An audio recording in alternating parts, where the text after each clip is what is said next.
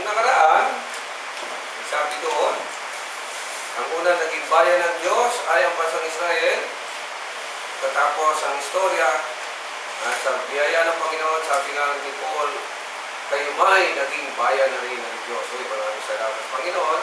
At tayo kahit malayo at mga hintil ay, sabi rito ay naging bayan ng Panginoon. Verse 13 ng chapter 1, kayo may naging bayan ng Diyos nang kayo ay manalig sa Kanya, matapos ninyong marinig ang salita ng katotohanan ng mabuting balita na nagdudulot ng kaligtasan.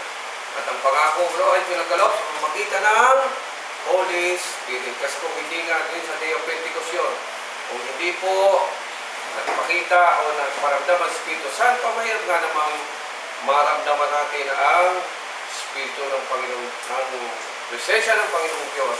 Masasabi mo lamang na meron yan kapag ito ay nasa sayo na rin. Amen? Doon. Na umulit yung nangyari nung panahon ni Adan, nang nilikha ng Diyos si Adan, hiningahan nito. Yun yung Spirit, no?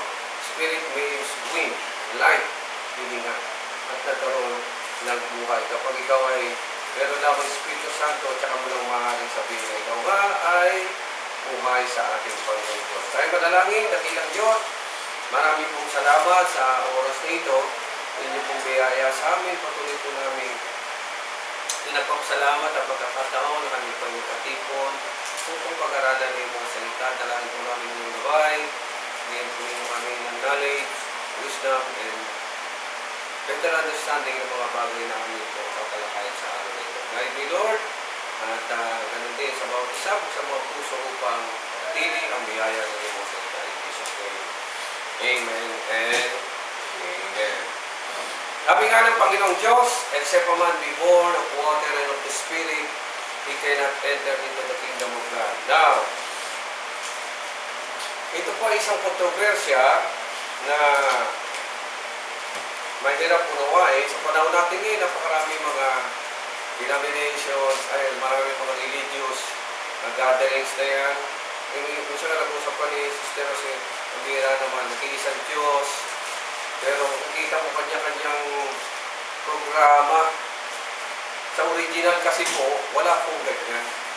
Wala pong ganyan. Sa ngayon kasi, hindi na nakasentro talaga sa Diyos ang ano, kundi minsan tulala sa fellowship, tulala sa mga lingkod, sa mga gathering. Sabi ko, sana kung iisa na lang sana ay mas maganda, no? Nagiging buo ang katawan ng Panginoon. Eh, wala na po tayong magagawa. Sabi rin ng Panginoon sa kalatong Matthew 24, sa uling araw talaga mahirap.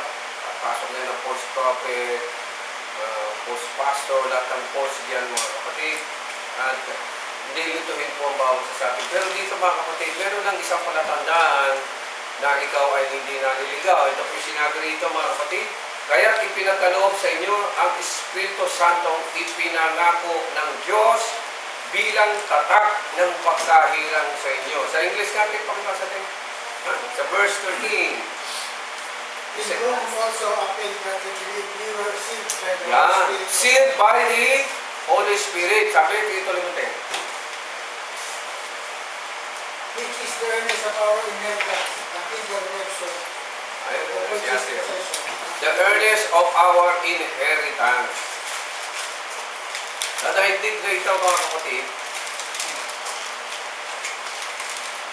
Sila, concentrated sila sa mga bagay na material, no? Sa pera, sa fame. Meron din po tayo niyan, amen? Meron naman tayo niyan eh. Ginagawa naman natin ang lahat. Aral din tayo, nagtrabaho din tayo. Pero meron isang bonus ay binibigyan ng Panginoon. Alin ang wala sa libutan? Yung Holy Spirit. Hindi po yung basta-basta tinatanggap. Ang tumatanggap lang po niyan ay yung pinagkalooban ng Panginoong Diyos. Pinagkakaloob ito ng Panginoong Diyos kung ikaw ay mananampalataya ng tapat. Now, ang tanong, paano mo malalaman kung ikaw ay may Espiritu Santo? Well, nagbigay po ng talinghaga ang Panginoon sa Kristo, yung binhing na laglag, ay binhi doon sa daraanan. Di ba? May apat po yun. Binhing na laglag sa tabi ng daan, sa may batuhan, sa damuhan, sa mabuting lupa. Doon makikita natin na hindi lahat ng binagsakan ng mabuting balita ay pwedeng tumubo. Katulad doon sa tabi ng daan, wala, hindi nag-intindi, na wala lang. Tinangay lang, kinain na ng ibon. Ibig sabihin, wala lang. At yan ang po ang kalagayan ng karamihan. Makikinig, atin sandali, pagkatapos, wala lang. Meron naman sa batuhan, okay, tumubo sandali. Kasi may manipis ang lupa. Nga lang, pagdating ng tag-araw, yun, pagdating ng pagsubo, pagdating ng mga hindi niya gusto sa buhay niya, bumibitaw, natutubo. Meron naman, tumubo naman. Yung pangatlo, ang pinakamasaklap, tumubo naman. Umaatin naman. Nagsilbi na sa Panginoon. Kailang sabay siya, sumasabay siya sa takbo ng sanlibutan ito. Itong nakita ko medyo questionable sa atin. Kahit na Kristiyano ka, pag sasabay ka sa ano ng sanlibutan ito, isang araw, ano mangyari? Matatabunan ka. Sabay kasi kayong tutubo ng damo eh. At isang araw, makikita mo doon, sa gapasan, bigat. Paano gagapasin yun? Tatamaan ka rin. Kaya sabi ng Panginoon, dapat kagod ka sa mabuting lupa. Ano yung mabuting lupa? Nagbubunga, no? Ng 10, 20, 30, 50. Now, technically, hindi po basta nagbubunga ang isang halaman. Kinakailangan niya tumubo. Amen?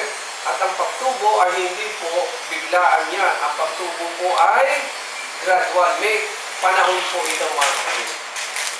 May panahon. Hindi basta-basta na sabihin mo, ilang taon ka na ba? Kapoy kain mo sa puta na, hindi pa pwede sabihin yan. Well, ilang taon po ba, Pastor? Hindi. Ang sasabihin ko na lang sinabi ng Panginoon sa salitang ganito, ang manatiling tapat hanggang wakas ang siya lamang maliligtas. Wala po tayo nagagawa. Amen. Yun ang patakaran. At para ka maligtas, you need something, or you need somebody, para ikaw ay tumagal. At ito po yung kapangyarihan ng Espiritu Santo. Hininga po ito ng Panginoon Diyos. Amen. Parang medical ano rin yan. Kapag naghihingalo ka, para hindi ka kapusin ng hininga, nurse, ano gagawin? Oxygen ka. Dalawa na kayong nagsusupply ng oxygen. Sa totoo lang, ang pagiging Kristiyano, hindi naman po biro-biro. Amen? Minsan talaga, kapusin ka ng hininga. Kakapusin ka ng hininga. Pasensya. Kapusin ka ng pera. Minsan, kakapusin ka ng lahat ng bagay sa digdig na ito. Pero huwag kang mag-alala. Sabi ng Panginoon, meron pang isang mag-aalalay sa iyo. Kaya ang tawag po sa Holy Spirit is helper. Sa English. Nabasa ninyo? Helper po yan. Tagatulong po yan. Kailan dumarating yan? Dumarating po yan exactly at eksakto sa panahon ng iyong pangangailangan. Yan. Mahalaga po yan. So, sabi rito mga kapatid, para malaman mo kung ikaw may Holy Spirit, basta na natili kang tapat, hanggang doon sa dulo, meron yan. Amen? Meron yan, ibig sabihin. Sabi rito, ang Espiritu ang katibayan ng mga pangako ng Diyos sa ating mga hinirang hanggang kamtan natin ang lubos na kaligtasan. Okay, may dalawang parte pa lang ito mga kapatid. First is the promise, pangako. Nangangako ang Diyos ng kaligtasan. Amen. Yung pangako ng Diyos, so sa first part, tatak ng pangako ng Diyos sa mga hinirang. Ibig sabihin, hindi pa tayo totally fulfilled kasi wala pa eh. Yung second part ito, hanggang kamtan natin ang lubos na kaligtasan, hindi pa po nangyayari. Kasi dumarating lang ang, ano sabi doon 10 sa verse 14? Basta sa English? Which is the earnest of our inheritance until the redemption of the purchased possession, unto the place of His glory. Yun, unto the purchase of the Possession. purchase possession. Redemption of the purchase possession. Ano yan eh? Tawag po natin dyan sa English ay guarantee. Walang bagay sa daigdig nito na pinakikilos ng walang guarantee. Yung nga lang utang ka eh. Tingnan ka pa ng garantor. Bakit? gusto na nagpapautang, may guarantee. Amen? Sa kaligtasan, ganyan din. Yun ang comparison. Paano mo natiyak na maliligtas ka? Bibigyan ka ng guarantee. Ano ang guarantee na maliligtas ka? Bibigyan ka ng antes. Paano mo malaman na bibigyan ka ng ayuda ng senior? Bibigyan ka muna ng ID. Guarantee lang yun. Nabigyan na ba kayo? Punto pa kayo. Di ba? At least, may guarantee ka. May hawak ka na ngayon. Amen. At yung hawak mo ngayon, ang palaging, di po siya lisensya, no? Kundi palaging nag-aalaala, uy, senior ka na. Lumagay ka na. Tama, 60 ka na. Pataas. Huwag ka ng kikilos ng 59 pababa. Yun ang mga guarantee. Amen?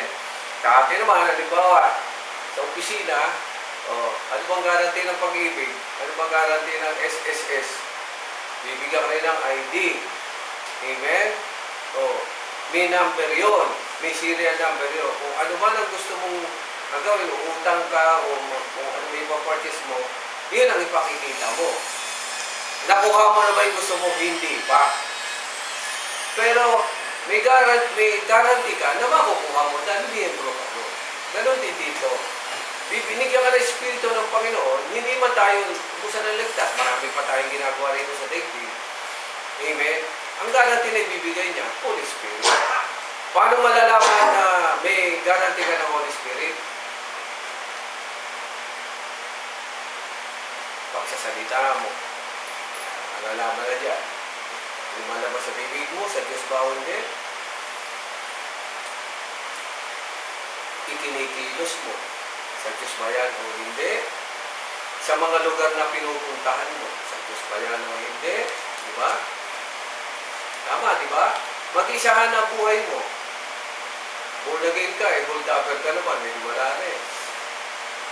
Nakalulungkot lang, banggitin ko na lang. Kung na magagalit ang gobyerno, mga graduate ng mga kung anong degree yan, tapos corrupt lang pala.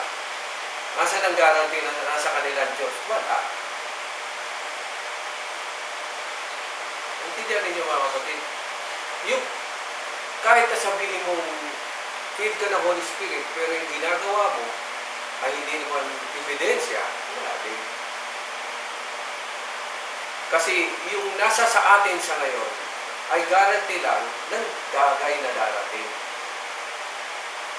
Like for example, ang SSS, di ba? Ang gamitin natin. Bibigyan ka ng guarantee, hulog ka ng anong guarantee? Pag ikaw ay nag-retire, magkakaroon ka ng retirement pay. Tulad ko, wala naman ako ang SSS. Ba't ako mag-expect ng retirement pay o GSIS? Kung wala ka, mag-ano? Amen. So yun ang masaklap sa mga Kristiyano. Kahit sabihin mo ikaw ay nasa Diyos, pero yung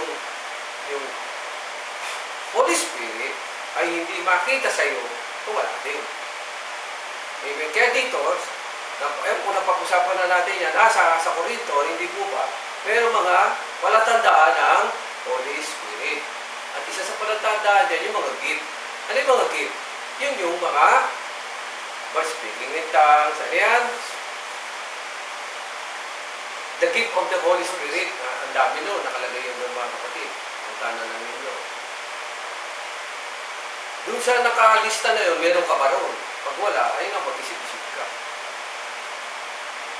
Yung iba naman, over naman, initial evidence na ng Holy Spirit, speaking in tongues, diba? Yung nag-interpretation nila. Pero hindi po yun ang pinaka-ultimate. Yung ay isa lamang sa mga pagpapatunay na ikaw ay nasa sa iyo yung Holy Spirit. May ibang paraan, di ba? Spirit ng gift of teaching, di ba? Gift of prophecy. Marami yan eh. At makikita mo naman, kung ikaw ay nasa Panginoong Diyos at Espiritu ng Diyos sa iyo, lahat ng ginagawa mo to the glory of God. Yan lang. To the glory of God. Very simple yung mga kapatid. Now, pangatlo, narito rin sa ina natin. Sabi ni Paul, sabi niya, may Holy Spirit kayo bilang tanda. Kaya nga, sa verse 13, ito na tayo tutuloy tayo. Mula nang mabalitaan ko, ayun, ang inyong pananalig sa Panginoon sa Kristo at ang inyong pag-ibig sa lahat ng hilirang, walang humpay ang pasasalamat ko sa Diyos para sa inyo, inaalala ko kayo sa aking panalangin. There are 2 points na sinabi rito ni Paul na hindi siya lumalayo sa basic na katotohanan. 2 bagay, sabi niya, nabalitaan ko ang inyong pananalig sa Diyos. At yung pangalawa, ano po yun?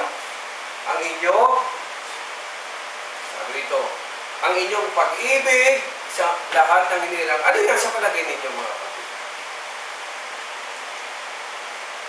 Ito palatandaan din, no? Ito maganda palatandaan para sabihin mo na sa Panginoon Diyos ka.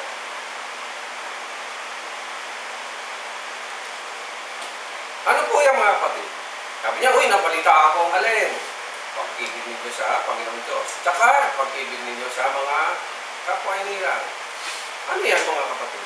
Ano ka sa English yan? Faith in the Lord and love unto all the saints. Ano yan? Faith in the Lord and love unto the saints. Ano yan, mga kapatid? Bakit ganyan ang ano ng lipo? Tandaan ninyo po, mga kapatid, ang salita ng Panginoong Diyos, magmula sa simula hanggang sa uli, hindi po yan ang magbabago, hindi po yan nababawasan ng meaning, at ng power. So makikita mo kahit si Paul, na hindi lang kausap niya, he is always speaking of these 2 things. At ano yung mga kapatid? Ano naalala mo rin? Diyan maraming Christian ang nawawala. Nakugulo sila. Samantalang hindi ako nagulo, sinabi na rin ng Panginoon, sa 2 ito lang nauuwi ang lahat ng kautusan. Latest commandment. Ano yung latest commandment kayo?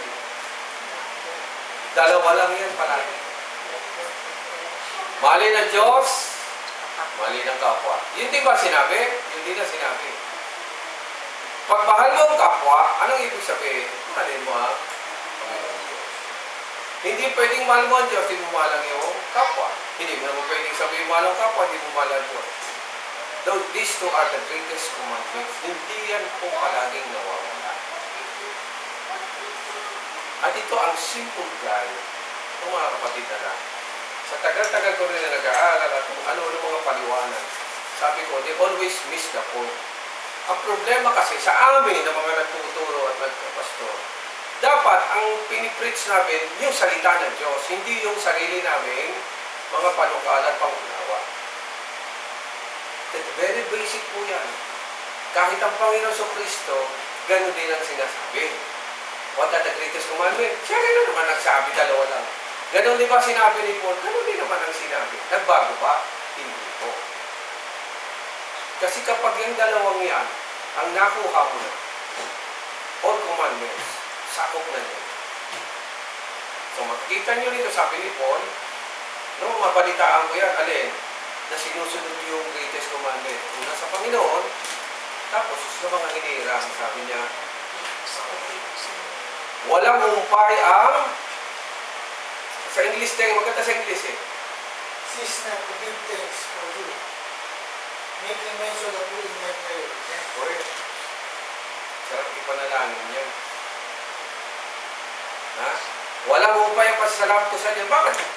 Kahit sino naman po sa atin, pag nakita natin na ginagawa yan po ng kapatiran, yung 2 bagay na yan, that summarize all ng dapat na gawin, ay talagang magpapasalamat ka sa Panginoon Diyos. Kasi yan lang naman ang greatest commandment eh. Hindi mo na kailangan isa-isahin yung 1 to 4, 6 to 10. Ano nangyari sa mga Hudyo? Yan ang nangyari. Naging 613, sinasummarize na pala sa 2. Ay, naku mga kapatid. So maganda rin bilhin. At hiniling sa Diyos ang ating Panginoon Kristo, ang dakilang Ama na pagkalooban niya kayo ng Espiritu ng karunungan at tunay na pagkakilala sa Kanya. Sige nga, Teng, pakibasa mo sa English yan. That the God of our Lord Jesus Christ, the Father of glory, Oh. may give unto you the spirit of wisdom and the revelation and knowledge of Him. Wisdom and revelation. God's Ako nga, interpretation ko dyan, better understanding. Bakit better understanding? Ang dami na naman kasi tinuro sa atin eh. Ang dami ng pananaw sa atin, amen? Ang hiling ko lang, better, much better, kasi parang may problema pa yung mga pinangangaral eh. Para bang ang mga, anak ko lang naman sa mga religion, para bang pag nagturo sila, parang exclusive. Sasabihin nila, ito, tinanggap ko revelation sa ganito. Nakausap ko ang Panginoon Diyos. Alin, ikaw lang ba kinausap? Pag ganun po mga kapatid, false na po kagad yun. Kasi ang Diyos, pangkalahatan po yan. Hindi po yan ang umusap sa ilang tao lang. Natotoo lang mga kapatid. Meron ang isang nagano sa YouTube, ang lakas din ng loob ka, sabi niya, ito mga ginagawa ng iba na mali. Bakit? Ano sabihin niya? Ng mga mali nga raw. Ano yun? Yung pag-interpret ng mga narito. Like for example, bibigyan ko sa inyo. Sabi ng Proverbs, turuan ninyo yung anak, teach us the child in the way you should go, and when he is old, he will not depart from it. Diba? Sa Tagalog, turuan ninyo yung mga anak, kung ano dapat nilang gawin at hindi na. Ano ang interpretation nyo? Ako, iba interpretation ko nung araw doon. Anong interpretation? Anong Proverbs po yun, di ba? Ngayon, may tayo ng wisdom. Ang meaning pala, ano bang meaning yun? Ay, turuan mo anak mo na mabuti para paglaki niya mabuti. Ang mahirap kasi Hebrew yun eh. Ang sinasabi ng Hebrew, kapag ang bata kinalakihan niyang natutunan niya, hindi na siya mababago. Yun ang sinabi. E sa atin, iba, di ba? Turuan mo raw siya kung anong gusto mo para siya mapalapit sa Diyos. Walang sinabi po gano'n. Ang sinabi doon, kapag kung ano yung natutunan niya, hanggang paglaki, ay hindi niya na yun makakalimutan. Kaya kung natuto yan ng masama, ay wala nang magagawa niya. Pero pag bata pa lang yan, kaya nga tayo may mga Sunday school, bata pa lang yan, uminuhod na yan. Kasi pag kinalakihan nila, hindi sila alis ka. Pero pag yan napabayaan, paglaki niya, kahit anong gawin mo yan, wala kang magagawa. Kaya dito sabi, give us wisdom. Paunawa sa atin ng tama. Always remember mga kapatid na ang hawak nating Bible ay translations po. Translations po ito. Amen? Kahit ano pong version niya, translations yan. At translation yun ng danger. At nakita nga namin yan sa pag-aaral niya. Yung iba mali-mali translation. Bible na mali-mali translation. Kasi may mga Bible po na bias. Kung Katoliko, bias po ang Bible nila. Protestant, bias po ang Bible nila. Saksi ni Jehovah, bias po ang Bible niya. Iba po interpretation niya. Kaya wag, sabi ko nga, minsan, hindi naman po ako sa nababay. Minsan, pinakikinggan ko yung mga nagsishare. Sa totoo mali po yung mga sinasabi nila. Sa interpretation nila, tama yun. Pero sa truth ng sinabi nila, mali. Hindi gano'n. Kaya sabi ko, paano yun? Ang dami niya sa YouTube, yung mga nag-ano. Sabi ko, itong mga ito, nangangaral pa kayo ng live, hindi tama yung sinasabi niyo. Kasi sila, basa lang sila ng basa rito. Kahit gumamit ka pa ng dictionary, talagang tama yung sinabi ng Bible. You need the Holy Spirit para itama ang mga bagay sa buhay. Kaya sabi ni Paul, nung narinig ko na ginagampanan ninyo yung greatest commandment, ako nagpalamat sa Panginoon. Amen. Tandaan niyo, nung time na sinulat ito ni Paul, marami rin ang may Diyosan. Meron din sila. Meron din silang sariling moral values na ginagawa. Amen? At ang moral values sila depende sa pagkakaintindi nila. Like for example, alam niyo ba nung araw na wala pang bakla, pero ang mga lalaki ay nakikipagseksa sa kapwa lalaki? For example, is Alexander the Great. Kilala niyo? pinakamagaling na sundalo yun. May siyotang ano yun, lalaki. Yun, hindi yun pinoproud out. Akala nila, babae lang ang mga kerida, maraming kasama. Hindi po. Noong time na yan, mga kapatid, ang dami rin nilang siyotang lalaki. Because this sodomy, yung pagpato ng... Kaya nakasulat doon, hindi dapat, di ba, sa aklat ng Roma, hinayaan na sila sa Diyos sa sarili nilang karupuan, lalaki na kapagtali sa kapwa lalaki, babae na kapagtali sa kapwa babae. Sa panahon natin ngayon, uso ba yan? Bakit? Meron silang sariling katwiran. Okay, katwiran nyo yan. Eh, sa showbiz ang dami, di ba? Yung isa sikat pa eh. At pinanonood ko ng mga kapatid, kung yan ang katwiran mo, nasa sayo yan. Pero pagdating sa katwiran ng Diyos, hindi pwede yan. Tayo mga Kristiyano, kinakailangan nating manindigan kung ano ang tama at mali. Ayon sa patakaran ng Panginoon Diyos. Hindi ayon sa patakaran ng sanlibutan ito. Kasi sanlibutan ito, medyo bias talaga. May konting ano. Ang hirap na lang magsalita mga kapatid. Pero yan ang paalala sa atin ng Panginoon. Yung pa rin pala ang pinagpapasalamat. Kahit ipon, sundin mo yung greatest command nila siguraduhin mo pagmahal mo ang Diyos, mahal mo rin ang iyong kapwa. Yun yung patamaan ko. Amen? At sabi dito, para malubos pa, humingi ka rin ng pagkalanaw. Anong panalangin ni Paul? Bigyan kayo ng wisdom. Tama tayong ano? Sa Ingles? At tunay na pagkakilala sa Kanya. Wisdom at tunay na pagkakilala sa Kanya. What is wisdom, mga kapatid? It is the exact na paggamit ng knowledge. Yun ang wisdom. Amen ba, mga kapatid? Yun ang wisdom. Paggamit sa talis sa tama. At ano ang tama?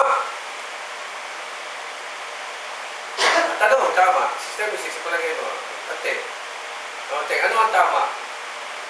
May wisdom ka na ba? Like for example, sa daigdig dito, pwede ka maging doctorate ng education, di ba? Doktor ka ng medicine. Doktor ka, marami palang doktor. Akala ko doon, doktor, yung sa medicine na. Naalala ko tuloy nung nagbibikaniko kami. Sabi ng kasama ko, masama ang pakiramdam ko. Sabi pa naman ng kasama ko, yan si Doc. Tanong mo kung anong gamot. Nilapitan, Doc. Masama po ang pakiramdam ko, sabi niya. Sabi naman ng sumagot, i-check po yun eh. Ano ni Tiwi yata ng may-ari ng SM yung sabi niya. Sabi niya, hindi ako doktor ng medicine. Doktor ako ng management. Tawa na ka. Program. Hindi mo kasi sinabi na yun. Doktor nga yan, ka na doktor ng management, hindi yan doktor ng medicine. So maraming doktor na gano'n. Ito, humingi siya ng gamot. Sabi niya, akala ko po kasi lahat ng doktor, hindi nga yan mga kapatid. Ang sinasabi nito. Maraming klase ng knowledge, pero isang knowledge na, wisdom, para saan? Ayan nakasulat. Unto you the spirit of wisdom and revelation ng alin? In the knowledge ng Panginoon Diyos. True wisdom. Lumalabas pala na ang true wisdom ay patungkol sa Panginoon Diyos. Hindi patungkol sa kahit ano. Sige nga, sample tayo. Ano napunan niyo sa medicine? Doktor po yan. Pero ano napunan niyo sa medicine? Di ba, ante? Ano ba yung nakaraan natin pandemic? May nagawa ba ang wisdom ng medicine? Nangamatay na lang. Ang tagal. Pero na-discover rin nila yung pakontra. Amen. Ilang years ang lumipas? 3. Ibig sabihin ng wisdom. Dapat sabi nga ni Paul, not the wisdom of this world. Kasi ang wisdom dito, hindi kayang pantapat sa future. Halimbawa po, nag-invento sila ng gamot sa rayuma. Kasi pinag-aralan nila ang mga taong may rayuma. Ang problema, dumating yung pandemic, hindi nila alam ang patungkol sa pandemic. Hindi sila advance. Because knowledge at sanlibutan, palaging, ito lang ang nakakalungkot, way ahead. Bakit tumuho ang mga tulay? Kasi samantala tapos ng mga engineering yan, kung sabihin hindi nila alam yan. Because sometimes, pag nagde-design ka ng